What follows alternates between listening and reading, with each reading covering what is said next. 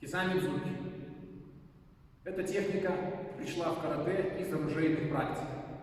В основе лежит работа с копьем, работа копейщика. Сам по себе удар не является ударом как таковым. Это скорее тычок в заранее обозначенную уязвимую зону. В идеале действия должны выполняться в область горла, а точнее в трахею. Для формирования структуры тычкового движения, которое впоследствии станет кизамидзуки, нам необходима палка от метра и больше длины. Вот у нас есть палка, мы ее берем возле одного конца и вторую руку размещаем на таком расстоянии, чтобы наши бедра были внутри рук. После этого выполняем движение на подсаживание и выпад вперед. Принципиально важно, чтобы руки работали совместно от плечевого сустава, чтобы движение было двумя руками вместе. Движение двумя руками и возврат. Движение двумя руками и возврат. Движение двумя руками и возврат. Приходит время для отработки возвратного движения. Для этого мы делаем такой же тычок вперед. И после этого забираем палку вниз. И возвращаемся на место. Движение получается вперед-вниз. Вперед-вниз. Вперед-вниз. В движении на возврате участвует только передняя рука. Только передняя рука. Вторая рука просто остается у основания палки. Полностью движение жестко, жестко, жестко, жестко, жестко, жестко. Принципиально важно, чтобы передняя нога двигалась в носок. И одновременно с носком мы попадали палкой в воображаемую мишень. После формирования структуры тычкового удара и возвратной части этого же удара мы переходим к целеопределению и к работе в мишени. Мишенью для нас является область трахеи и подбородка. Но первое – это область трахеи. Если у нашего оппонента подбородок приподнят, то мы выполняем движение сразу в область трахеи. Если подбородок прижат, то мы выполняем движение непосредственно в подбородок. Но по факту это один и тот же уровень атаки.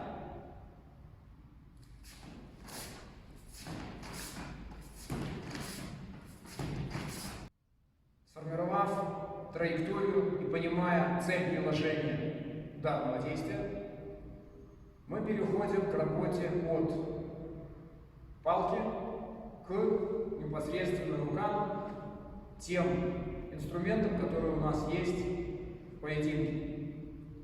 Действие выполняется точно так же на выпад рукой снизу вверх. Структура движения та же самая. Точно так же мы работаем обе руки. Мишень, точно так же трахея, положение идущей руки на фалангу указательного пальца. Специальные упражнения для развития скорости и силы тычкового удара. При выполнении кизамидзуки практически не участвуют в работе мышцы сгибатели руки, это бицепсы наши, двуглавая мышца плеча, и мышцы разгибателя. Трехглавая мышца плеча, мышца антагониста. Движение выполняется за счет мышц плеча, которых минимальное количество, и в основе своей сухожилия. Движение через сухожилие. Таким образом, для развития скорости и силы тычкового удара нам необходимо использовать связки и сухожилия. Первое упражнение.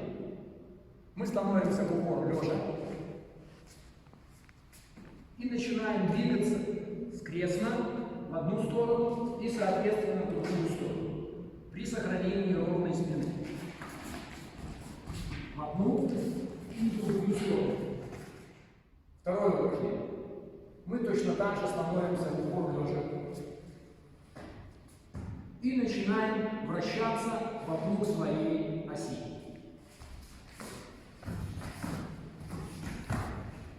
И то же самое в обратную сторону.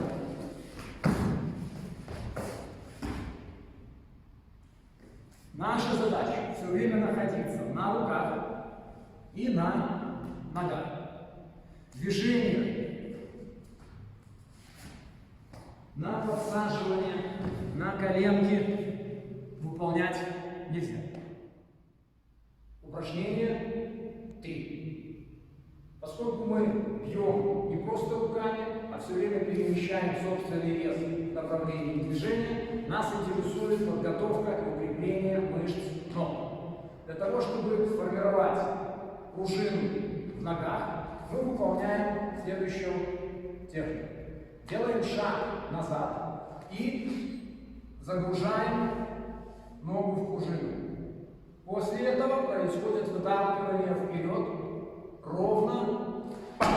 И второе выпрыгивание с фиксацией баланса на этой же ноге. Таким образом, мы или ногу загрузили, сделали момент выталкивания и снова ее загрузили. Отсюда и наша задача устоять в этом положении. Прогрузить ногу еще раз. То же самое на вторую сторону. Четвертое упражнение связывает работу рук и ног вместе. Этим упражнением мы развиваем скорость выполнения кизами. Для этого становимся в стойку, выполняем забегание и после этого выталкиваемся передней ногой и выполняем, собственно, тычок вперед. Стойка. Стойка. Наша задача убрать паузу между постановкой и выталкиванием вперед. Стоп. Стоп. Пас. И остаться в пружине на первом шаге и на втором. Независимо от того, какая скорость выталкивания, мы продолжаем контролировать баланс после удара.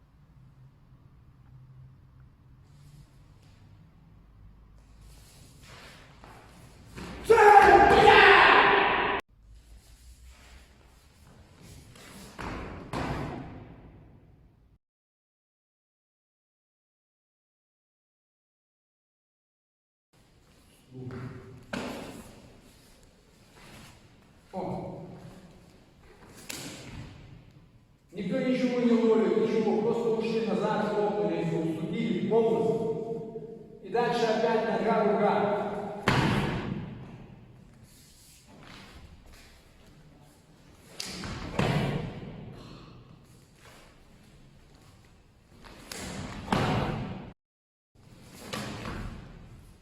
Вот должно быть движение.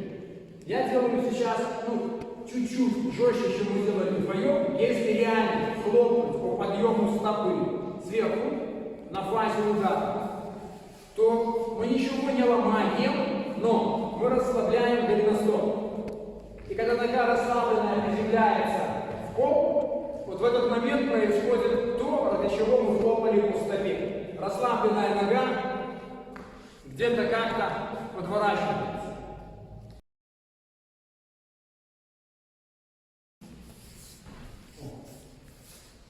Все. Вы здесь.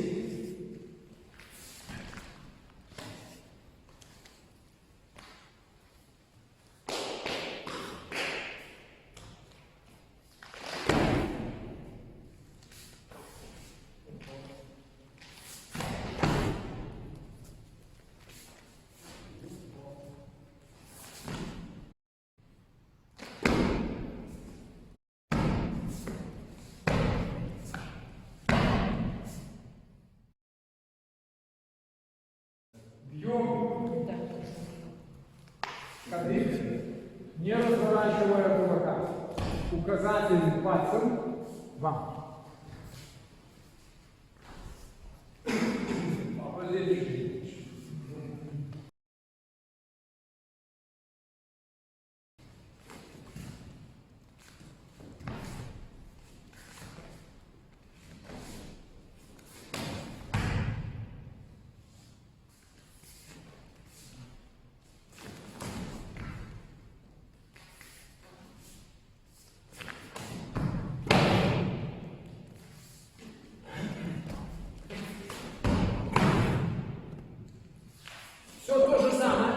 Все то же самое.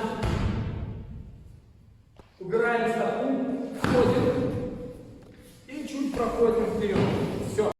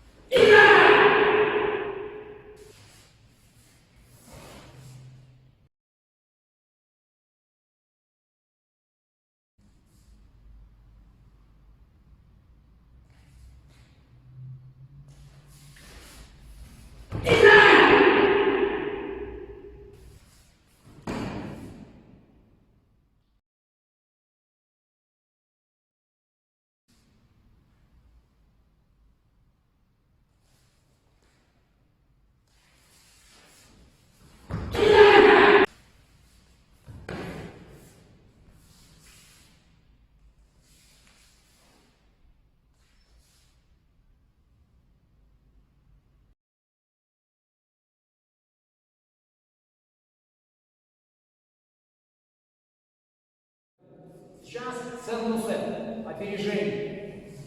То, что касается ойдзуки, двигается нога, и вот где-то в этой фазе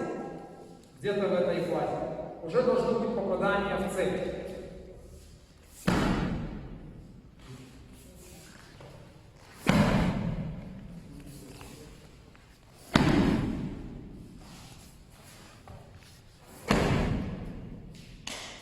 Вторая рука находится у плеча, у лимфоузлов, закрывает эту зону.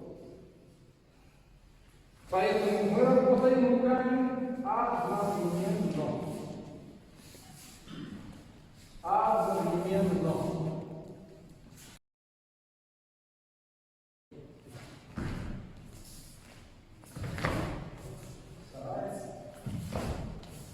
Посмотри, теперь принципиальная вещь какая? Где моя масса? Там. Ну, там уже не в бороде, там все. Где масса у него? Сзади. То есть он вроде бы вперед и идет, но никакого опережения нет. Нет опережения. И такая же тема на ясно будет дальше. Вам. Вам, по большому счету, абсолютно все равно, что вы будете делать с израильными лидерами. Вам важен звонок. Звонок, который вы закрываете своим действием. И вторая рука находится опять у плеча. Теперь, теперь здесь ситуация какая? Как только звонок состоялся, вы решаете вопрос в свою пользу.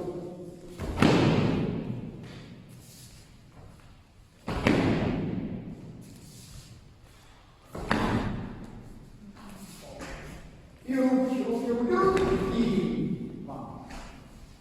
Принцип действия тот же самый.